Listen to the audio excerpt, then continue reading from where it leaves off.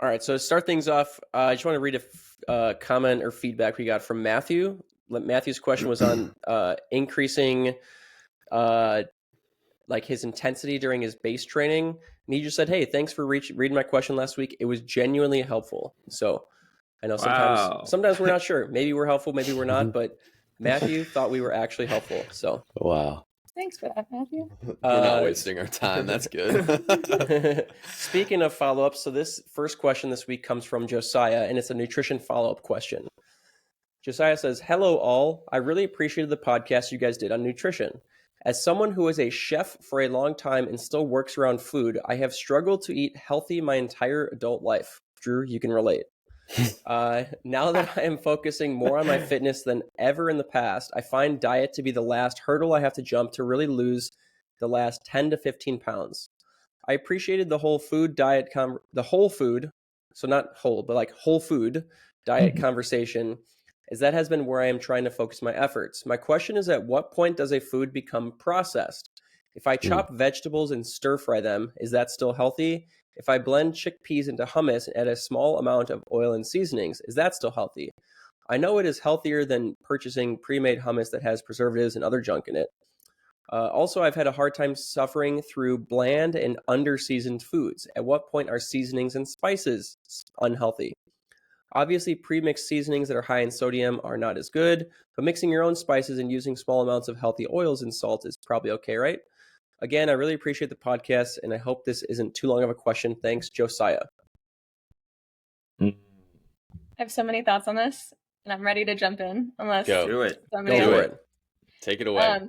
Well, first I want to say I appreciate how he looked at the last podcast as a conversation, because I know we got some backlash about like, I don't know, you guys don't know what you're talking about. Keep it to the nutrition experts. But really, like, that's the beauty of the podcast, is that it is a conversation, and it's just like we're trying to glean knowledge from each other. And like what I do is different than what Dylan does, and what Dylan does is different than what Adam and Drew do. So take it, nutrition is a personal journey, and I think you need to experiment and see what works for you, but also have a why behind the things that you're experimenting. And like Dylan said, again, you have to do your own research. So with that being said, this question. Thank you for saying that, Caitlin. Yeah, sure thing. So I appreciate this question.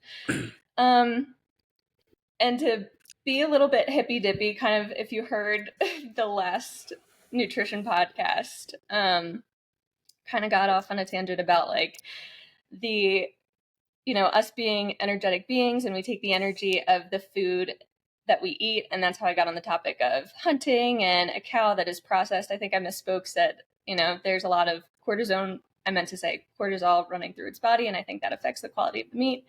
Anyway, as to get to your point of processed and what's ultra processed and when it becomes unhealthy, I think there are different levels to that. As human beings, in order to thrive, we need to eat things that were once living, whether it's plants or animals or both. And I think the point at which we consume those, the closer they are to the state that they were when they were living, is healthier, if that makes sense.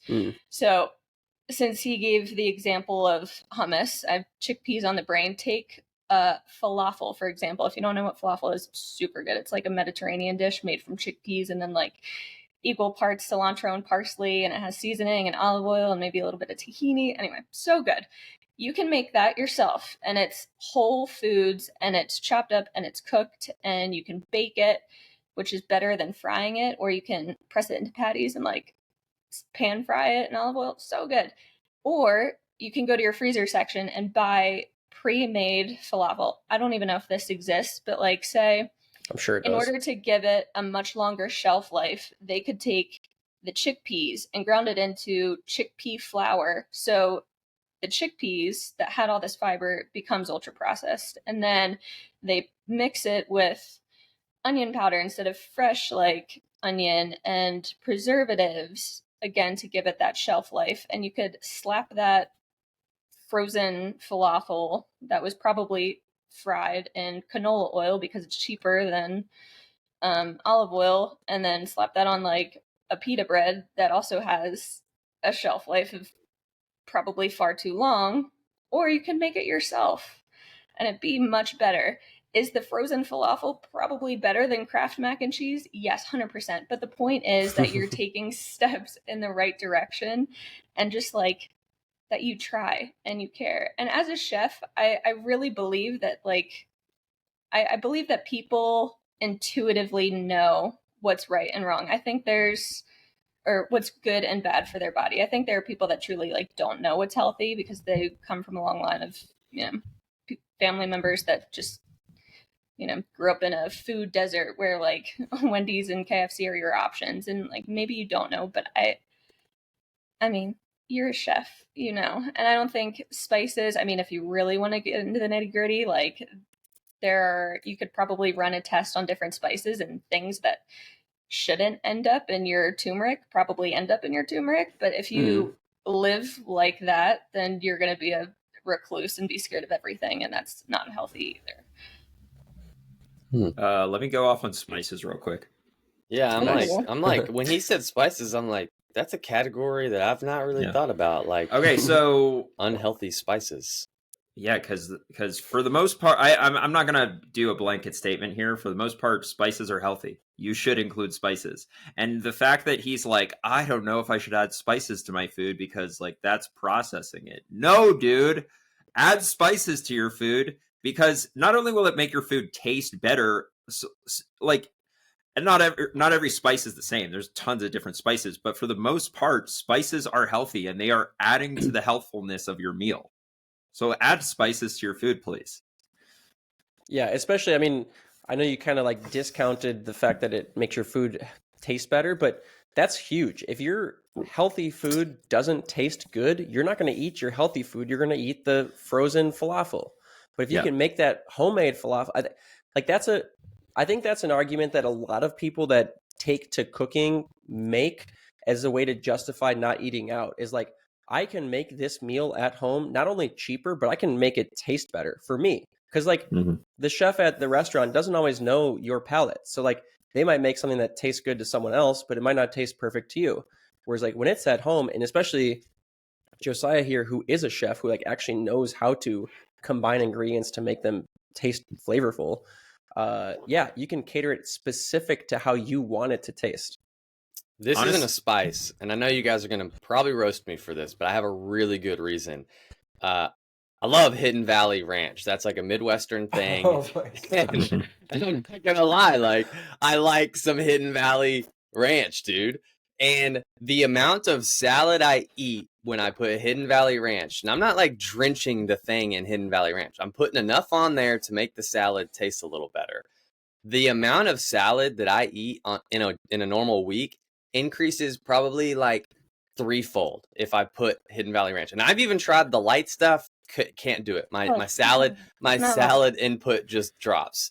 So when you put the ranch on there, I know that ranch isn't that healthy. I'm very aware of that. But that does not take away all of the nutrients that are in the salad under the ranch. Like, I'm still getting all of those nutrients, and I'm getting more of those nutrients when I put ranch on it occasionally. Okay, but this is actually a different scenario, because what you're talking about is adding something unhealthy to make something healthy palatable for you so you will eat more of it. What I'm talking about is adding something healthy to something that's healthy to make it more palatable. Like, there's only a win-win, dude. You should not withhold spices from your food. But I'm saying, like in my situation, I even think I've convinced myself that I'm going to eat more salad if I put a little ranch on it. So I'm okay with that. But you understand that the scenarios are different here. You're adding something unhealthy. Yeah, but they're pretty similar. Like, you're making it sound like... No, they're not.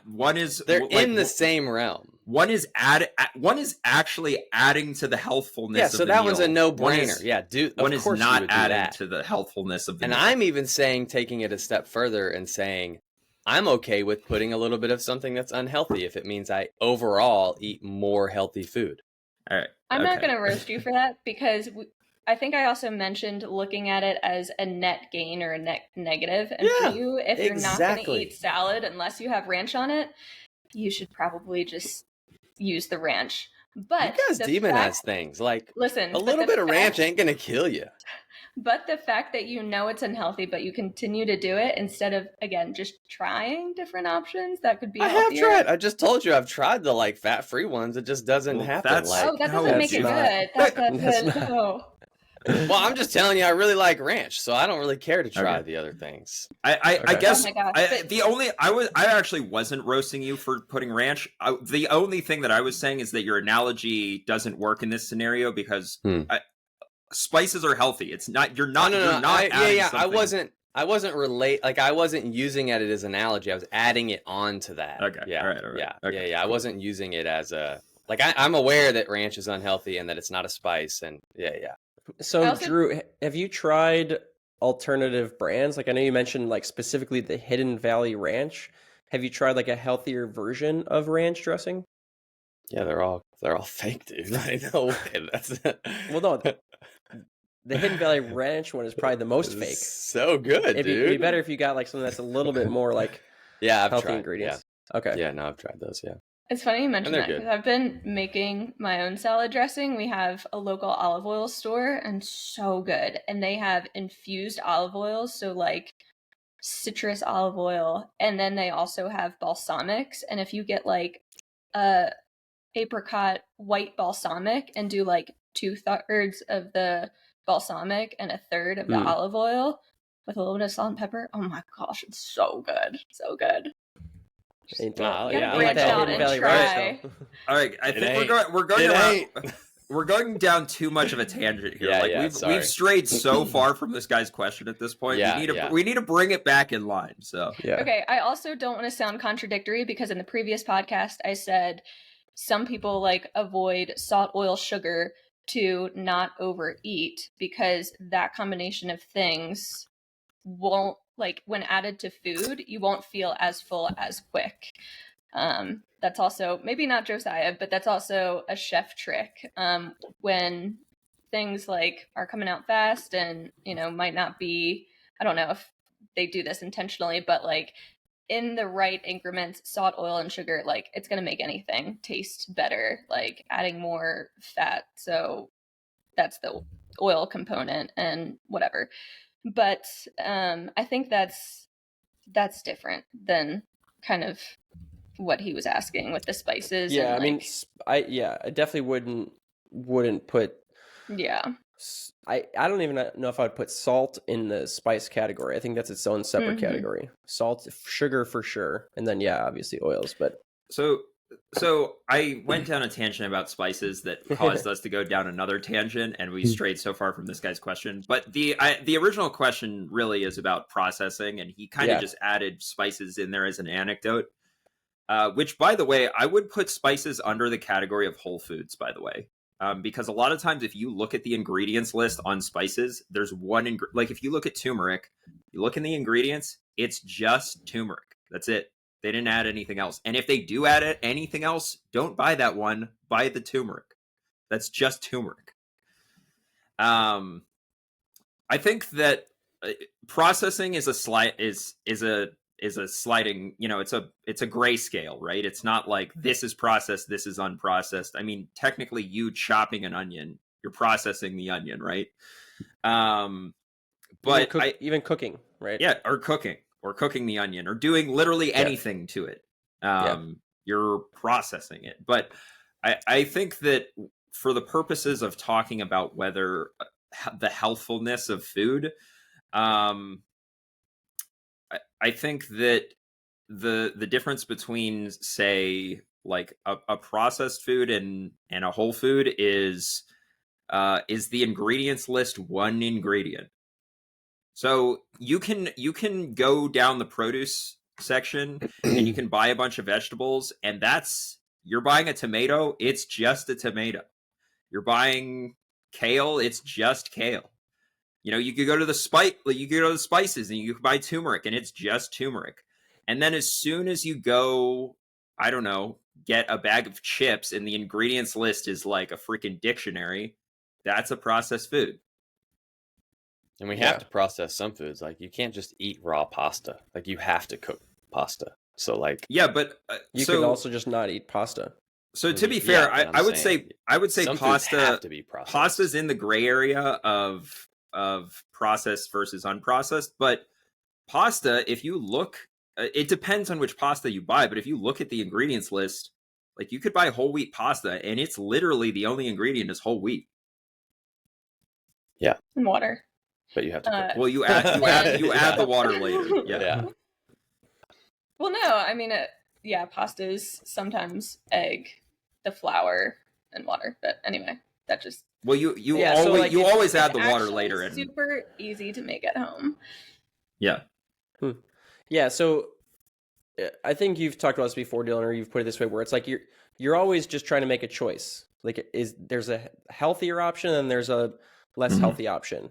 It's not that like this food specifically is healthy and this food. I mean, you can look at it that way, but you always want to have some options to compare. So like if you want pasta, you can go down the pasta aisle and look at the different offerings and check the ingredients list. Some might have like enriched,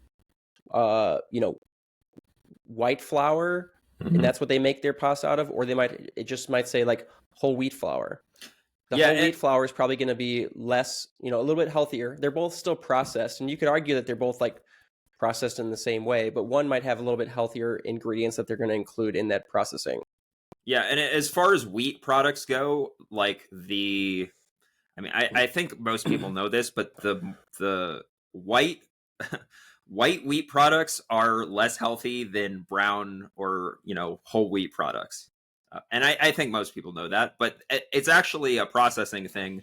Less of the I don't know the term, like the wheat bran or something. I probably screwed that up. Is processed out with whole wheat, versus more of it is processed out to make it white. So yeah, I'm not saying like that's a perfect line. Here's unprocessed, here's processed, and just never cross that line. But and it is a gray scale, and some of these foods do fall. Like an apple is obviously a whole food, whatever. But pasta can fall in that gray category. I want to throw in one caveat, because you said like an apple is clearly an apple. It's one ingredient. It's a whole food. People can also say the same thing about milk. Again, this is just a conversation. Don't come at me. I'm not telling you to avoid dairy. But if you think about it, dairy is a very, I guess you could say, biologically processed thing, because the cow takes in the feed, the grass, whatever, and then it goes through all of this internal processing, and then this is a byproduct. This is an excretion from this animal that has been highly processed. Dang, when you call milk an excretion, that really makes you not want to drink it.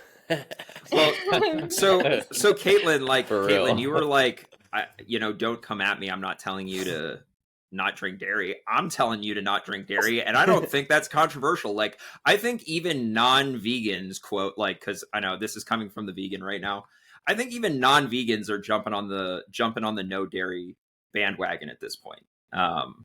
So I would avoid dairy, and I don't have any problem saying that.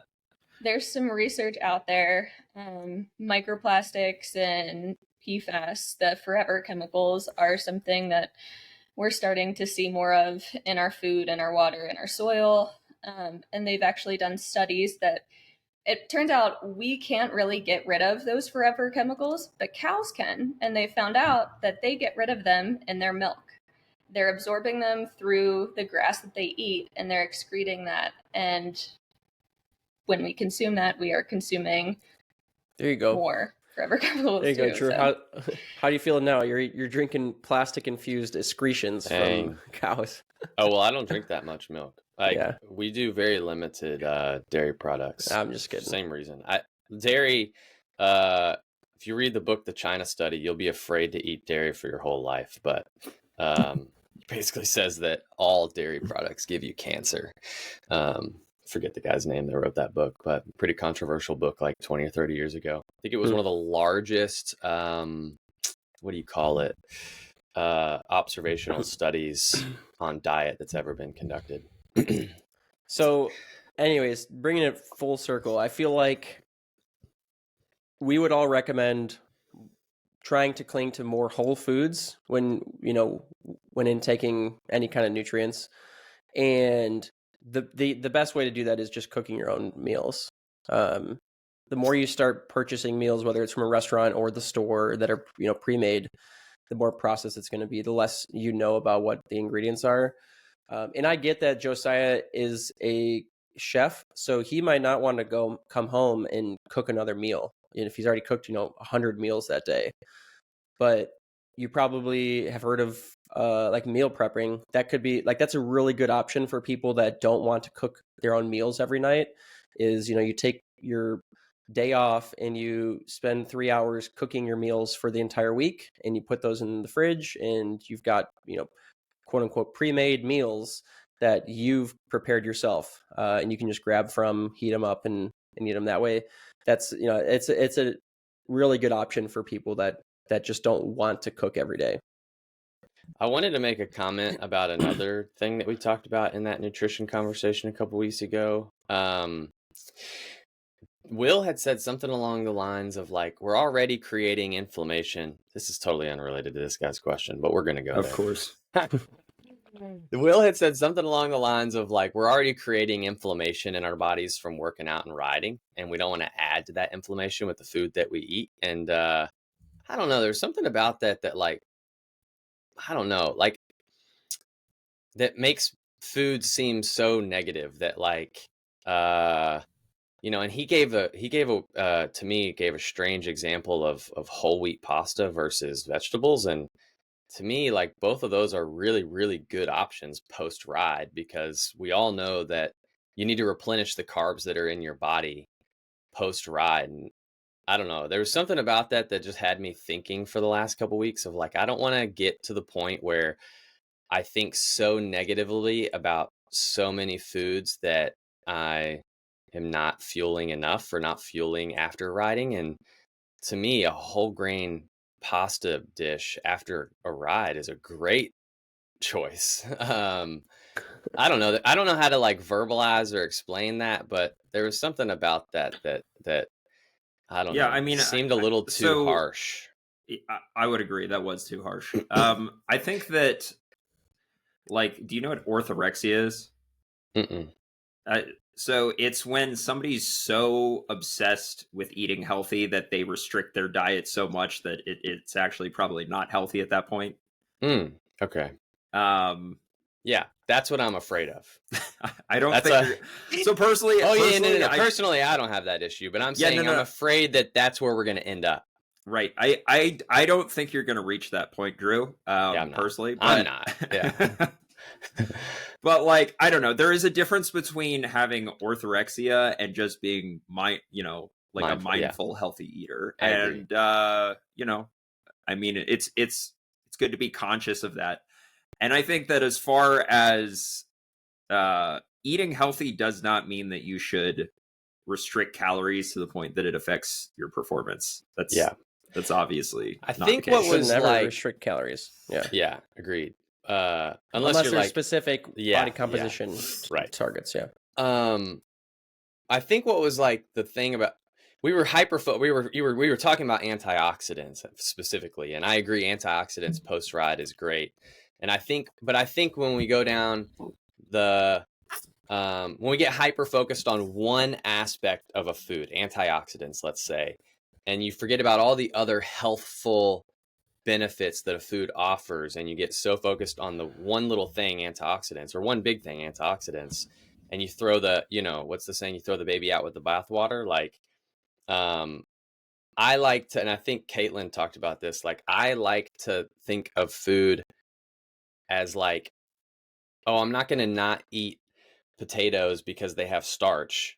I want to look at potatoes and think, well, overall, are potatoes healthy and a good choice? And to me, that's like the answer is yes. So I'm fine with eating it if it's a net positive, I guess, is like what I'm trying to say. Like, I don't want to get so hyper focused on one negative attribute about a food that I throw out the whole food, even though it's got all kinds of other healthful benefits. Does that make sense? Mm-hmm. Yep. I don't remember exactly what the comment was that he made, but I think you just got to give him space that like he might be experimenting because he has a why behind that and seeing what works better for him under a given situation. So I mean, I think that discussion we were talking about antioxidants. Yeah. And so, vegetables do have a lot more antioxidants than whole wheat pasta. So yeah, agreed. Whole wheat pasta probably doesn't have any. No, it does, but it's not nearly as much as vegetables. Yeah. Just vegetables is a big category, but as a general category of food. Yeah. Like that's actually a good example, because if you eat a bunch of vegetables after a ride, you're going to get a ton of antioxidants, but you're not going to get that much protein, and you need protein after a ride as well. So if you get so hyper focused on antioxidants that you only eat fruits and vegetables post ride, you might be missing out on some really good protein that you could be getting in with that as well. Yeah. Maybe that's what, I don't know. I'm not trying to throw Will under the bus at all, but there was like the way that he phrased it to me was, I don't know, could cause issues, I guess. Agreed. Of the orthorexia thing, like you were saying. Let's try to get another question in. Okay. Sorry. All right. So let's move on to Will's question here. Different Will, I think. Yeah. Following up again from the nutrition podcast, what would be the difference between sugar dissolved in water versus sports nutrition for fueling, hydration, and electrolytes aside? So I think what Will's kind of getting at here is like, what would be the difference between making your own drink mixes and buying like pre-formulated drink mixes? Yeah, the answer is not much.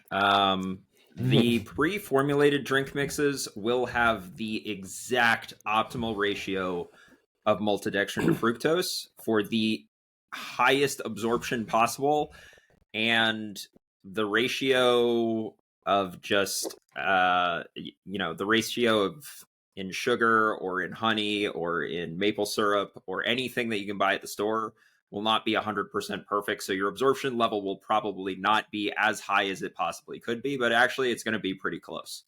Yeah. So I still feel like there's a little bit of debate on what that optimal glucose to fructose ratio is. You know, there's either the 2-to-1 or there's like a 0.8 or no, 1 to 0.8. Those are kind of like the two, I would say that, and it's probably half a dozen in one and 6 in the other, as far as like, who follows what. But if you go off of the 0.1 to 0.8 and you look at just table sugar, which is going to be sucralose, it's 1-to-1. So like that's pretty dang close. It's pretty dang close. Yeah. And that really only matters once you're kind of like starting to push the limits of absorption. So like if you're trying to hit that 90 plus grams of carbs an hour, now it's like you really want to try and optimize.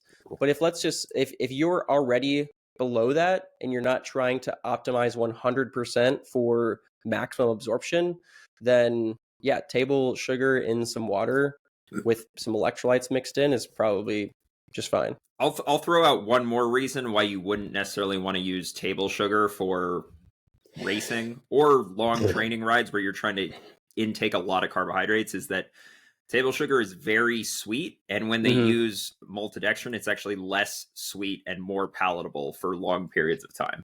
Yeah, agreed with that.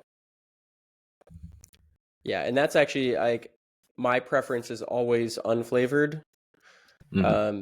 Part of it is because I don't ever want to give myself an option. It's like I don't want to be in that race scenario where I'm like, I wish I had the strawberry flavor instead of the orange flavor. It's like if you don't give yourself that option, you don't even think about it. You obviously haven't tried that fruity tooty flavor, because that stuff, oh man, that stuff hits.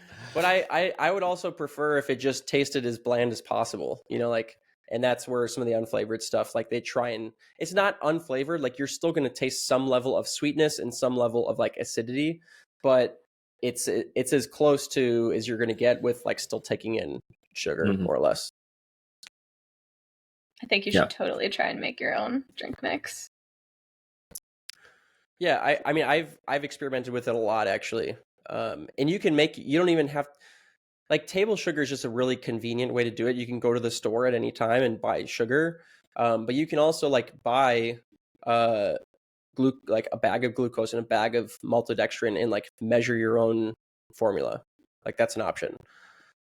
Just don't forget about the electrolyte component of it. If you're just drinking sugar water and you're not taking in any electrolytes, that's also probably going to be problematic. For training rides, I've been doing maltodextrin straight up and then adding one of the LMNT packets that has sodium, magnesium, and potassium. Okay. So you're just doing maltodextrin. Mm-hmm. Okay. So you're obviously not going for 90 plus grams an hour. No, yeah. I'm doing, I mean, my season because you said endurance rides. Long, slow. Not slow, but long stuff. And lately, I used to be fine with scratch, but it's just been kind of messing with me. And I think that's cane sugar. And the cluster dextrin, maltodextrin, is more of a complex carb, a little more slow release. So it doesn't just like hit your gut immediately. Yeah. Yeah, nice. I started adding extra sodium to mine because I got my sweat test. Me and Dylan got our sweat tested last year, and I'm a high salty sweater. And when I was looking at the mix that I was using last year, it was only like half of the amount of sodium that I needed. So now I add like a quarter of a teaspoon of salt to most of my bottles that I put carb mix in to bump the sodium up like 500. Yeah, so that's going to give an extra 500 mgs. Yeah. I mean, and you also have to be careful too with how much fluids you're taking in with that.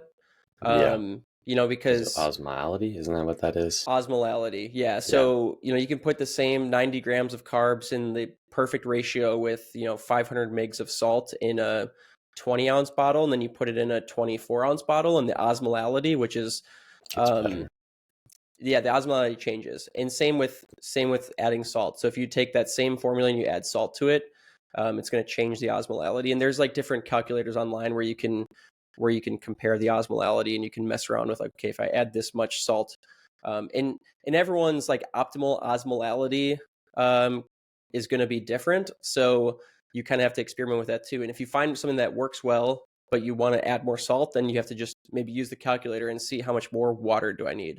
And it might not be that much. It might be a 20 ounce bottle going up to a 22 ounce bottle or something like that. But just to be mindful of it. I've never considered osmolality. On some of the races I'll do, because there's limited, bottle feeds and all that. I've started races with bottles that have over 180 grams of carbs like in each bottle.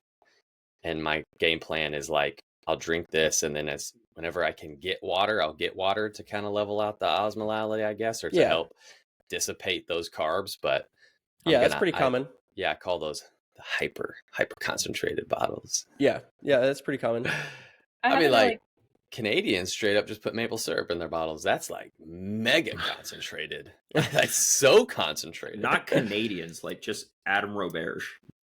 And his other Canadian friends do too. Yeah, that's not surprising. I know 3 Canadians, and they they don't drink just maple syrup. You know that. They have other bottles. Oh, yeah. It's like 3/4. I've watched them make it. They fill the bottle almost up with syrup, and they add a little bit of water. It's basic. That's not for hydration, though. That's basically a gel bottle. Yeah. Like, that's basically their gels that they're taking. Do they add electrolytes to it as well? Yeah, they do. Okay. Oh, they do? Okay, I didn't know that. Yeah. What were you going to say, Caitlin? Oh, well, I was going to say something else. Then I was also going to say that Blaine uses just straight up maple syrup, sometimes a little bit diluted, and puts it in a little gel flask. And I do that on training rides instead of gels. So not only drink mix, but you can make your own gels too. Oh man, I forget what I was going to say. I was going to respond to you. Darn. Sorry, I probably interrupted. Drew was talking about not caring about his osmolality. It was what is the health concern with that? Because I always thought if we take in too much salt, we're going to be thirsty. We're intuitively going to know like we need to drink more water. And I thought it was the opposite. That was actually really dangerous if you drink too much water and flush your electrolytes during activity. Yeah, so that's either one is going to the extreme in either direction is dangerous.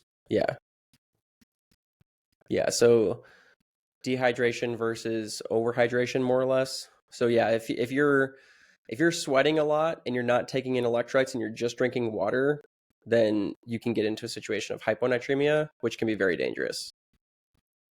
People have died from both, haven't they?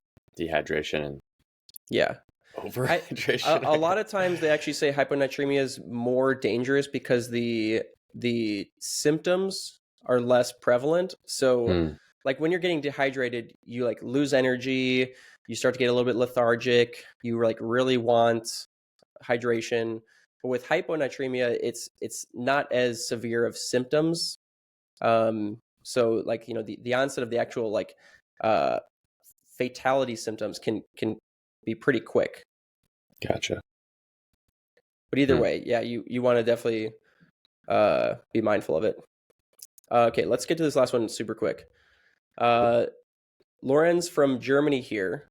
Hey guys, love the pod. My question is, what do you think about doing all of your endurance rides super, super easy, approximately 50% of FTP? So essentially zone 1 instead of zone 2. Coaches like Empirical Cycling Podcast, the Science Podcast from Germany, and many others recommend doing this. Now, of course, if you are riding 10 hours a week, this is bogus, but I honestly think that people training 25 to 30-hour weeks, this is a better way than zone 2 training because you can be way more consistent and even do some intensity on those hard weeks. Cheers, Lawrence. I think he's I don't think zone 1, zone 2. I think what matters is LT1, right? Like, it doesn't matter zone 1, zone 2. You just want to, on your endurance rides, you want to stay below LT1. So for some people, that's going to be zone 1, zone 2. But I don't know if that's a little bit too blanket statement. You think so? You know, part of staying below LT1 is like walking. Yeah. I just don't think there is a training load with that. There is a point at which like the intensity is so low that the accumulation of training load is also so low that you're kind of wasting your time. I don't want to say wasting your time because, but it's like, you know, if you basically, you know, the lower the intensity, the higher the volume needs to be to get the appropriate training load. And I think that you could probably make that argument within zone 2 too. So if you're, you know, I think that this person is making the argument that you could do more training if you went at a lower intensity, which is actually true. Yeah, you could do more training if you went at a lower intensity. I guess that what we need to ask ourselves is the goal to do more training or is the goal to get faster? I think I remember reading Matt Fitzgerald talking about intensity that could be too low, and I think he, from my memory, said 65% is kind of like you want to 65% of your max heart rate is like you want to stay above that.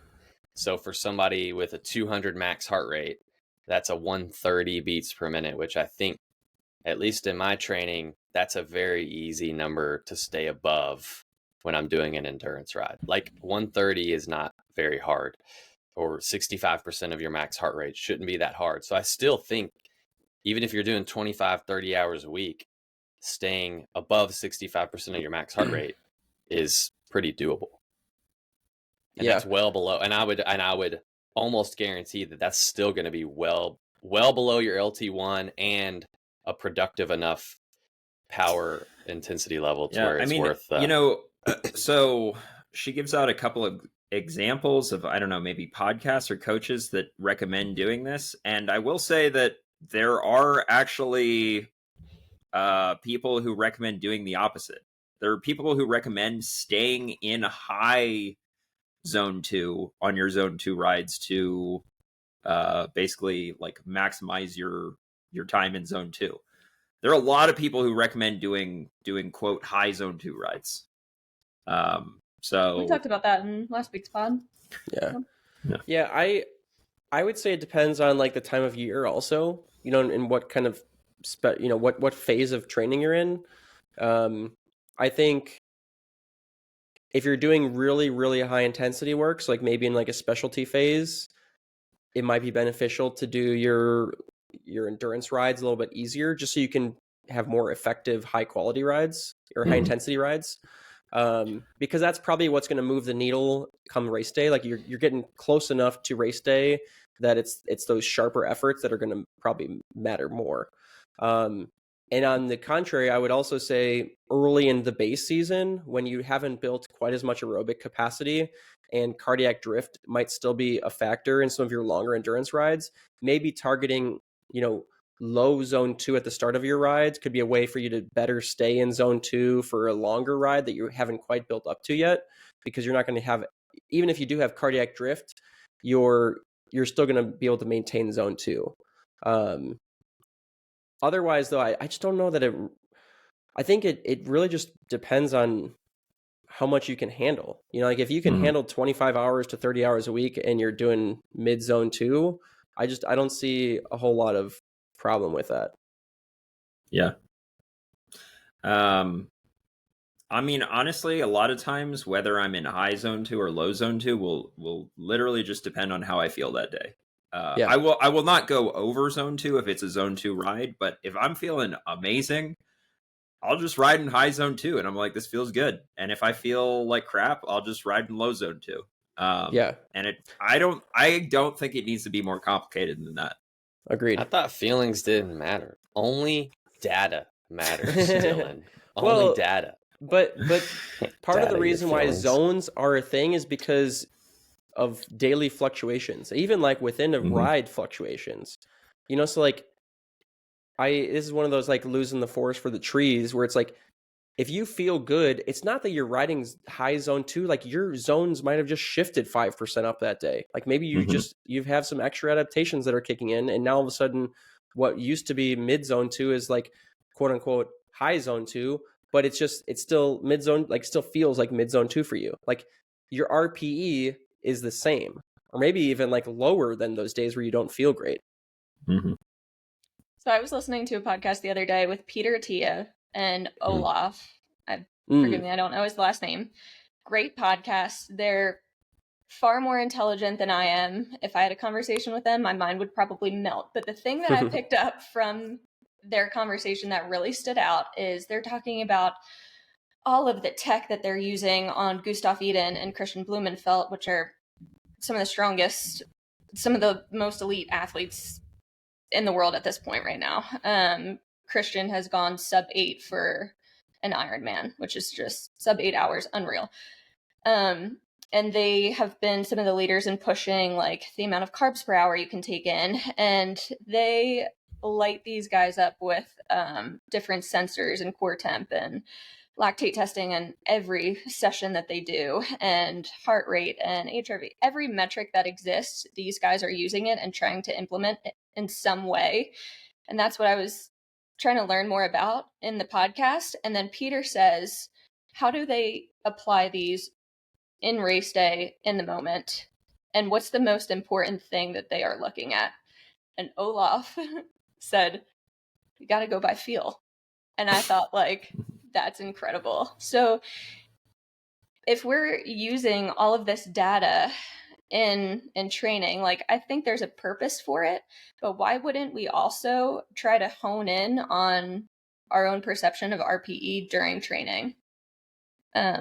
Because if that's what if that's the ultimate determining factor of how you push yourself on race day, like, you should get pretty familiar with that on a regular basis as well. Yep. Yeah, I pulled up a Blumenfeld YouTube video, and they are like running on a track, and after they do every interval, they're taking lactate tests to see what they're like. I'm like, dang, that's legit. Like, those little strips aren't cheap, are they? I mean, and they're doing it every interval. You know what you can't do on race day? Test your Lactate blood. test. Measure your lactate. Yeah, it's banned. You can't even. Yeah, isn't it? Or there's just not a way to do it during. Yeah. I mean, it doesn't matter if it's both. banned or not. It's just like, you're not going to take a lactate test mid-race. You know how hard it is to take a lactate test? I know, but there's those continuous lactate things that are. No, they're not. That's what we've been developed. talking about. We want the continuous lactate monitor, and they haven't come out with it yet. I said it's being developed. Yeah, I know. Anyway, there are also plenty of world-class athletes that don't have the resources to the tech. Runners in Ethiopia, like, they are known for going off of feel, and like most of them don't even run with watches. Yeah, but that's a big danger for like amateur athletes in America, because then that's like the number one cause of overtraining is like going off a feel, and then you just end up training too hard all the time. I mean, to your point, Caitlin, I do sometimes think that people get way too bogged down in metrics and numbers.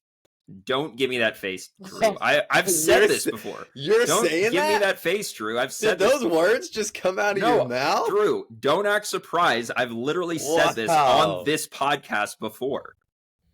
Dang. Dose of your own medicine, maybe. No, Drew, are you listening to what I've said these exact words on this podcast before? How many times has somebody submitted a question where they're talking about like, oh, dude, my blood lactate is 4 millibol, but I think I can push to 4.5. And like, you know, when I'm at my heart rate and I'm like, calm down, bro.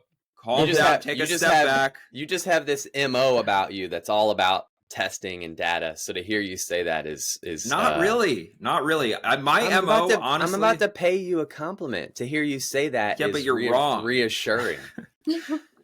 Like, honestly, I like testing and data for things that matter, but like, honestly, at the end of the day, my MO is getting to the finish line faster. And sometimes I think that data can get in the way of you getting to the finish line faster. Agreed. Sometimes. Obviously, that's not always the case. Sometimes data will help you get to the finish line faster. Nice. All right, should we end it there? Probably. Sure. All right. Sweet. Cool. Thanks, guys. We'll see you next week. See ya.